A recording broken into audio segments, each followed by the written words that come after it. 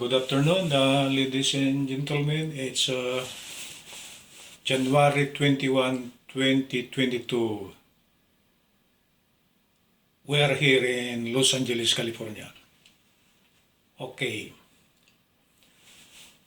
My topic for today will be lesson number 14 under integral calculus.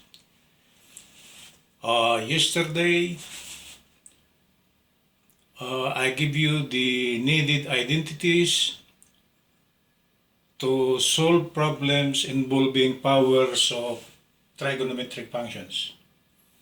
Okay, let's proceed with the application of those identities and how to solve problems that involves powers of trigonometric functions.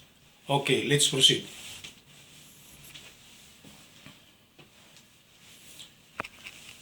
Example number 1. The problem now involves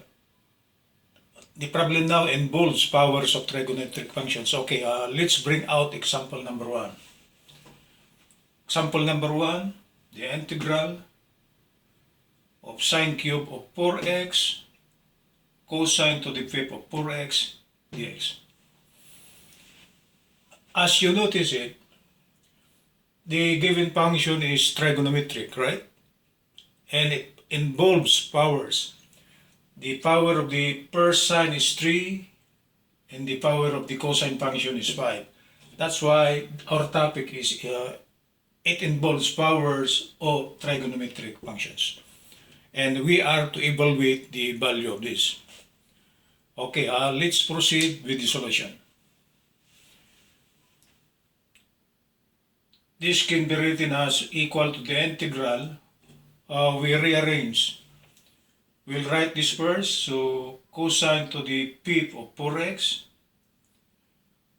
Sine cube of 4x can be written as sine square of 4x times sine of 4x dx. Sine square times sine to the first is actually sine cube. Okay? Then try to replace the value of sine square of 4x. Okay? We will replace that value in terms of a cosine function. And we must recall that sine square of x plus cosine square of x is equal to 1. Right? That's identity number 1 from yesterday. So if we are to get the value of sine square of x, sine square of x is actually 1 minus cosine square of x. Right? Yesterday this was theta. This was theta. You could replace that with any variable, so it doesn't matter, right? So we will replace the sine square of 4x by the value 1 minus cosine square of 4x. Okay, that's from the identity number 1 yesterday. That's what I am telling you yesterday, that without knowing the needed identities, we cannot go with the solution. And since we know it, there's no problem, right? So this will now be equal to the integral cosine to the fifth of 4x times the equivalent of sine square of 4x in terms of cosine, that is 1 minus cosine square of 4x times sine of 4x dx. Expand. Okay? How many terms we got? We got 2.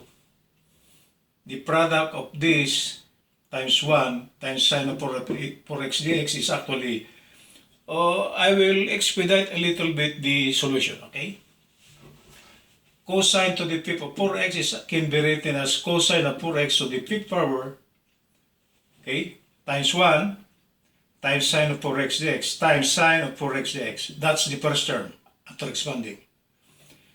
Minus the integral of cosine to the fifth, okay,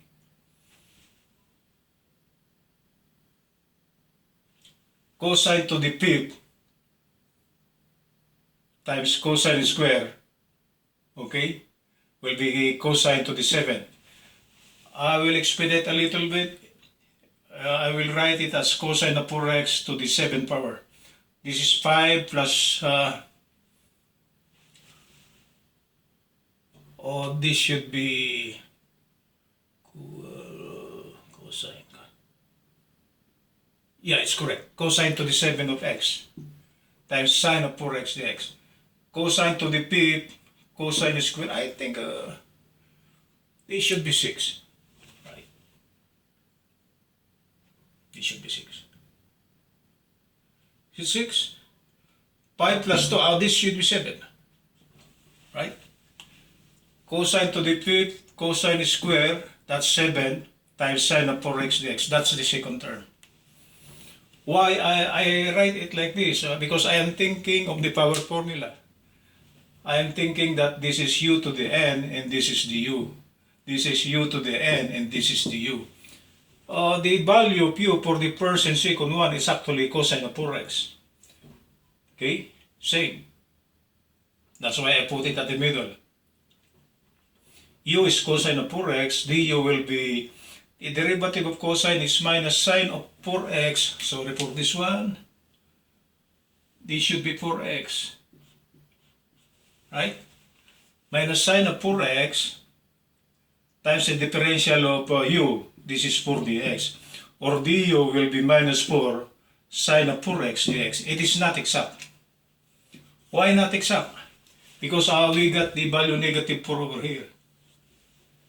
Right? But there's no problem. We can counter that one by placing the reciprocal of negative 4 outside.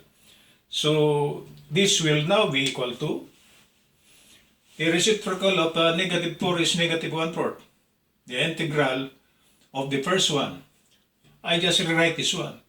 Cosine to the fifth times the complete differential. Minus. We insert negative 1/4, right? Minus open quantity negative 1/4.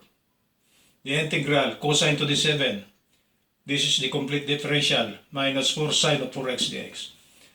After placing this negative 4 and negative 1/4 outside, this is now integrable under the power formula, and so it is.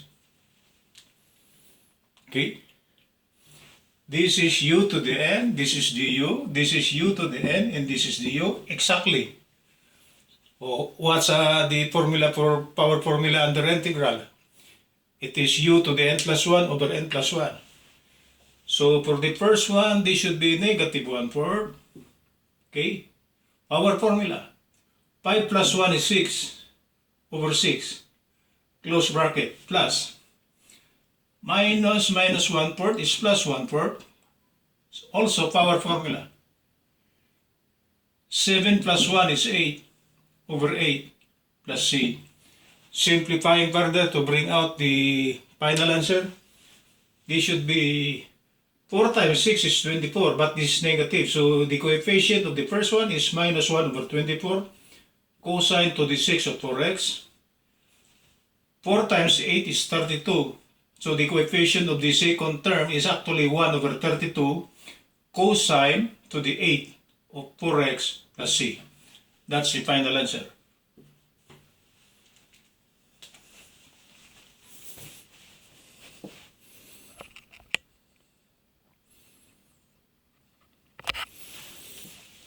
See?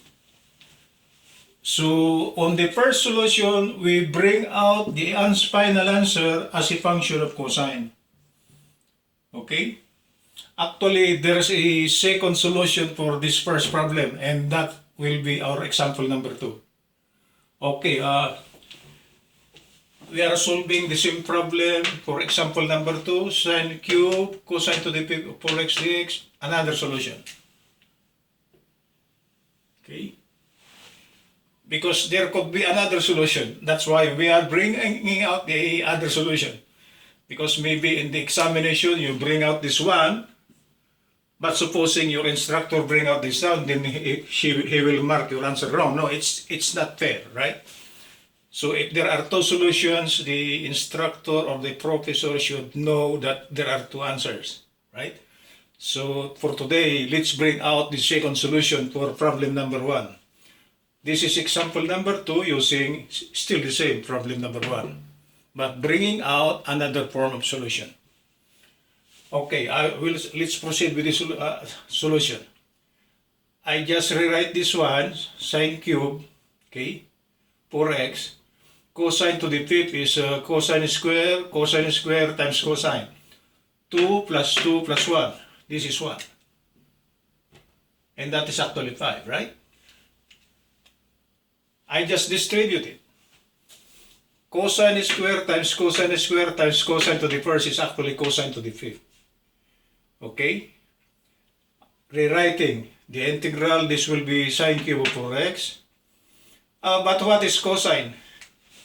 I told you a while ago, cosine square of 4x plus sine square of 4x is equal to 1.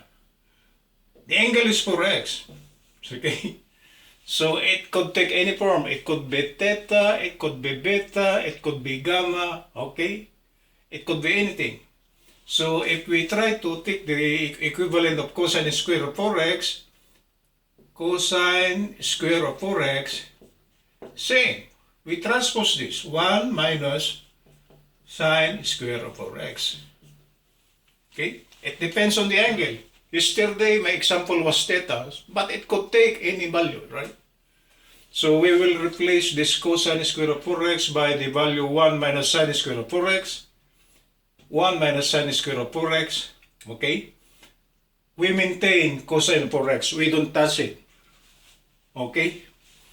Then we try to expand. The expansion of this is actually 1 minus 2 sine square of 4x plus sine to the fourth of 4x. First term is 1 times 1. Second term is this one here, minus sine square of 4x minus sine square of 4x, that is minus 2 sine square of 4x. Third term is actually the square of this. Negative, that will be sine square. This is 2 plus 2, this will be sine to the fourth of 4x. Okay? We rewrite this one, then we rewrite this one. Then we try to expand. We expedite a little bit. Okay? The product of sine cube of 4x times 1 times cosine of 4x dx is this one, right? The product of sine cube of 4x times this, okay? 3 plus 2, that will be 5, times cosine of 4x dx. The third term will be sine cube, this is sine to the fourth, so that will be sine of 4x to the 7, 4 plus 3 is 7, times cosine of 4x dx.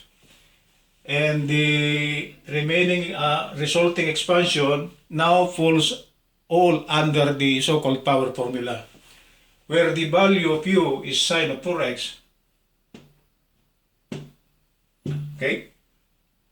What is du? Du will be cosine of 4x times 4 dx, or du will be 4 cosine of 4x dx. It is not exact, because we got a value for here. So to counter that one, we place 1/4 outside. So 1/4, we rewrite this one, that's it. Minus 2 times 1/4. We rewrite this one. Last term, plus 1/4. Then we rewrite sine 4x to the 7, cosine of 4x dx.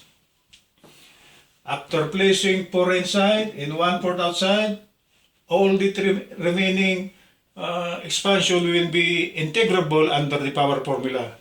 Okay, let's proceed with the integration. It's an easy matter now. This is 1/4. 3 plus 1 is 4 over 4. This is over 4. Right? Minus 2 times 1/4 is actually minus 1/2. Okay? 5 plus 1 is 6 over 6. Plus 1/4. Okay? 7 plus 1 is 8 all over 8. This is plus C. Or simplifying further to bring out the final answer. 4 times 4 is 16. The 16 will be under the denominator, so it will be the coefficient of the first answer will be first component of the answer 1 over 16 sine to the fourth of 4x. Okay. 2 times 6 is 12, but it's negative. This is negative 1 over 12 sine to the 6 of 4x. 4 times 8 is 32. It's underneath. So 1 over 32 sine to the 8 of 4x plus c. That's the final answer.